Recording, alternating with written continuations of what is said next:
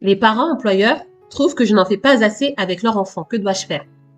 Malheureusement, il existe des parents qui ont une haute exigence envers les assistantes maternelles. Ils aimeraient qu'on les emmène au zoo ou à la ferme tous les 4 matins pour qu'ils apprennent différents types de mammifères. Vous savez, parce que c'est tellement mieux que dans les livres. Il y en a certains qui voudraient qu'on les emmène tous les jours au parc. Tous les jours. Ils ont des exigences qu'ils n'ont même pas pour eux-mêmes. Je n'ai pas honte de le dire, je le sais, je le vois. Il y a des parents, malheureusement, qui espèrent que les assistantes maternelles apportent ce qu'ils ne peuvent pas apporter, ne veulent pas apporter. Vous savez, parce qu'ils considèrent que nous les avons du lundi au vendredi et que nous les ont que le week-end et les vacances.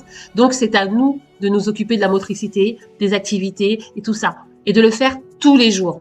Eh bien, moi, je dis non. Vous savez, l'enfant s'améliore, grandit, s'épanouit dans chaque activité que vous leur proposez. Si vous leur faites régulièrement de la peinture et de la pâte à modeler, vous, en tant que spectatrice, parce qu'on est là aussi pour assister, en tout cas pour accompagner l'enfant dans son épanouissement et dans ses apprentissages, nous voyons bien qu'il progresse à chaque fois qu'il fait de la pâte à modeler, à chaque fois qu'il fait de la peinture, à chaque fois qu'on l'emmène au parc.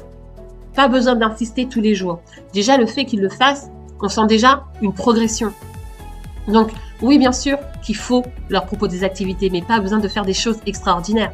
Que certains parents disent, moi, je n'attends pas à ce que l'assistante maternelle fasse de la peinture, de la pâte à modeler, parce que moi, je le fais déjà chez moi, donc l'assistante maternelle devrait faire autre chose. Je trouve ça très culotté et c'est un manque de respect envers notre travail et surtout envers notre personne. Si l'enfant est heureux auprès de vous, c'est le plus important. Si vous voyez que l'enfant s'épanouit, qu'il progresse dans ce que vous proposez, qu'il a des jouets adaptés, qu'il est heureux de venir chez vous, alors vous avez déjà atteint votre objectif.